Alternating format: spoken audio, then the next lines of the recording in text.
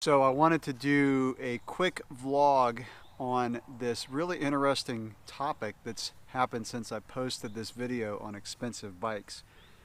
And like I said in my last vlog, it's stirred up a lot more comments and emotion than I originally thought or even intended, for that matter. So, I should have known, because whenever you talk about money, it gets personal. I get it. I want to kind of start off responding sort of to a comment that was made. I actually did respond on the channel. So someone said, how do you justify spending 6K or whatever? I don't remember exactly what his comment was. How do you justify spending that much? Which is, it's a logical question. I respect the question. It's a good question. My response was, you don't justify it. You make the investment in the things that improve the quality of your life. Justification typically involves trying to please someone or answer to someone. And when buying a bike, no matter how much it costs, you got to answer to yourself, and you got to answer to your spouse if you're married. You don't have to justify it. You just have to make a wise decision. And listen, I get it. I wish bikes weren't so expensive. I remember when I was in college, way back when, a buddy of mine had his bike stolen, and with the insurance money, he bought a Cannondale with Shimano XT for $1,000.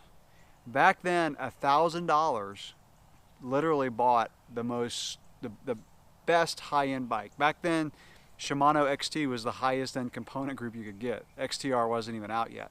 There was no such thing as suspension forks. So for $1,000, you got the top of the line mountain bike.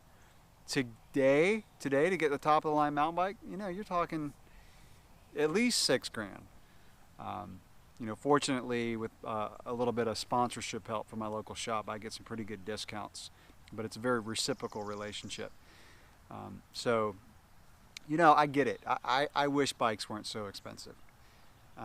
But here's the thing, and a lot of people have said some really good things in the comments about that video, which I'll link in the description below in case you haven't watched that video.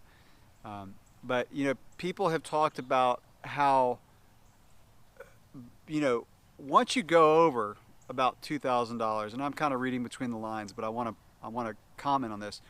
Once you get over about 2,000, 2,500, your benefit curve really starts to decrease. Like, to go from $500 to $1,500 is a huge increase in the quality of your bike. Huge.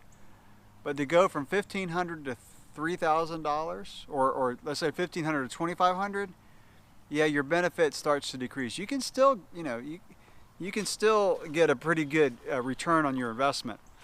Once you start to go about $2,500 to $3,000, you're paying a lot more for a little bit better bike. And that's just the way it is.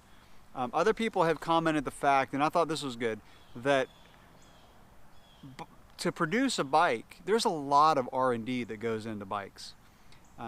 Unfortunately, bike companies don't have the luxury of mass production. There's not these crazy assembly lines that put out 50,000 bikes. They just can't do it. They're hand built. Carbon is a hand built process. Even steel bikes, high-end steel bikes like a Reynolds 853 steel, they're still hand welding those tubes. The budding process that goes into a really nice steel bike, like the Niner, RLT9 steel, or the Sur 9. Those are the most recent steel bikes I've owned. Back in the day, my first really high-end road bike was a Mozzie Reynolds 853 steel. Loved that bike. I wish I never sold it. I kind of got out of cycling for a while. Sometimes I need to tell my whole cycling story. But my point is that building a bike is a hand-built process. I used to be into motorcycles. I had several Suzuki SV650s, absolutely awesome motorcycles. That motorcycle cost $6,500 back when I got it. that's the same retail price as my 9er RKT9 RDO. So, you know, that's a motorcycle that goes 130 miles an hour, the same price as a bicycle. So listen, I get it, but you got to understand that the process of building a bike is just different than building a motorcycle. If you know everybody on the planet was into mountain biking, yeah, prices would come down. Just the more mass production that you could do with a bicycle, the better economies of scale bike companies, but they don't have that luxury. But my point is, I really want to say that you don't need to spend $6,000 to enjoy a bike. And so I just kind of want to throw that vlog out there this time. You know, I think if you're going to get a full suspension mountain bike, you need to look at about $2,500. I just don't see a lot of really good quality full suspension bikes for less than that. But the difference between a $2,500 full suspension bike and a $5,000 full suspension bike, you're not going to notice a huge difference. Is there a difference? Absolutely. If there wasn't, people, they wouldn't be selling the bikes. But to get into mountain biking and just enjoy it, I could get a $2,500 or $3,000 mountain bike. In fact, I really considered, when I got my Trance, I really considered getting the aluminum version. The main thing that pushed me to get the carbon is the carbon wheels. After riding a set of carbon wheels, to me that makes the biggest difference in the way a bike handles. And in order for me to get the aluminum Trance and then get a set of carbon wheels, it would just put me about the same price I would have paid for the complete carbon bike. So because the Trance is not a bike that I would ride that often, I really considered getting aluminum. So my point in saying that is that you really can enjoy mountain biking to its fullest with a $2,500 bike.